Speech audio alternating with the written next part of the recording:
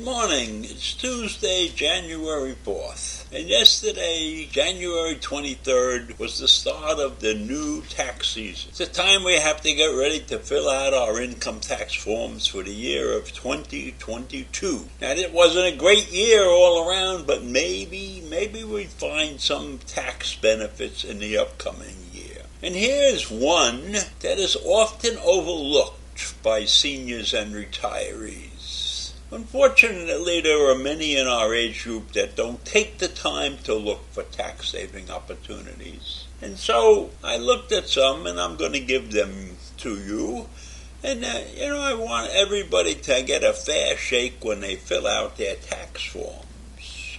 So I'm not sure that many of you know that when you turn 65, the IRS offers you a tax benefit in the form of a larger standard deduction. So if you were a 64-year-old taxpayer, you could claim $12,950 on your 2022 tax return, which will be up to $13,850 in 2023. But if you're a 65-year-old, you will get a $14,700 standard deduction in 2022 and $15,700 in 2023.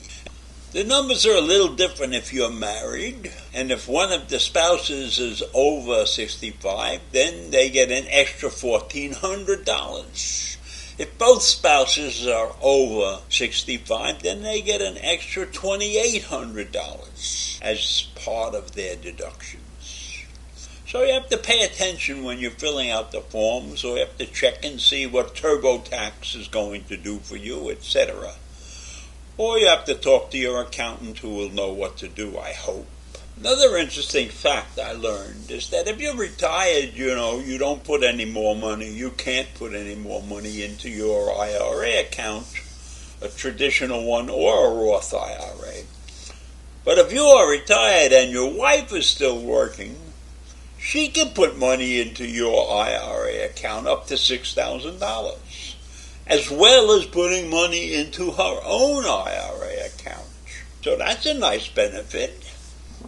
Did you know that if you were self-employed, you can deduct your Medicare premiums from your tax return? So if you are naturally self-employed, you can do that. Or if you have retired and you're now working as a consultant or something, you can deduct those things from your tax returns. The Medicare premium expenses. Then there is a tax credit for low-income seniors. And I don't understand that one totally. In fact, it is so complicated that the end of the article, the end of these paragraphs on it in the article state categorically that you should request help from the IRS if you think that you're eligible for this tax credit for low-income seniors. And we're not talking about a lot of money here. It's something like another $750. But it's so complicated that you need to get advice. And the IRS is happy to help. One other interesting thing that I found out that deals with the RMD, the required minimum distribution from your IRA.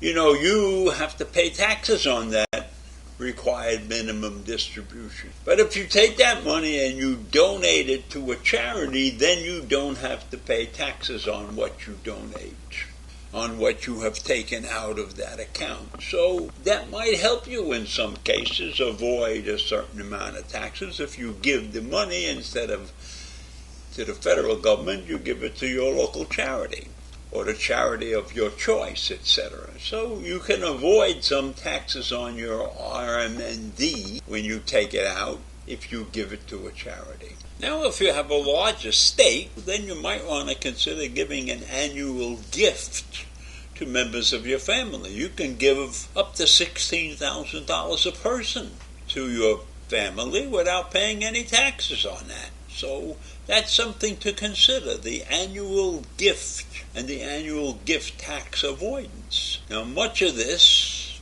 will help you avoid taxes if you have a large estate. So something to look into, the estate tax. One thing you must be sure to do, you must absolutely file your federal tax return electronically. Because the IRS says people who file electronically should expect to get their refund within 21 days if they choose deposit and their return has no issues. So that's a good thing. But if you file by paper, you will be subject to waiting in line for all the other people that file by paper. So that could take you months instead of weeks for getting your return. So anybody who files late is going to have a big problem. In fact, at the end of 2022, the IRS admitted that they had 9 million unprocessed tax returns, and 7 million of them were paper returns. So the IRS will be backlogged, so you better file electronically. Another thing that's happened is the child tax credit has been reduced from $3,600 down to $2,000.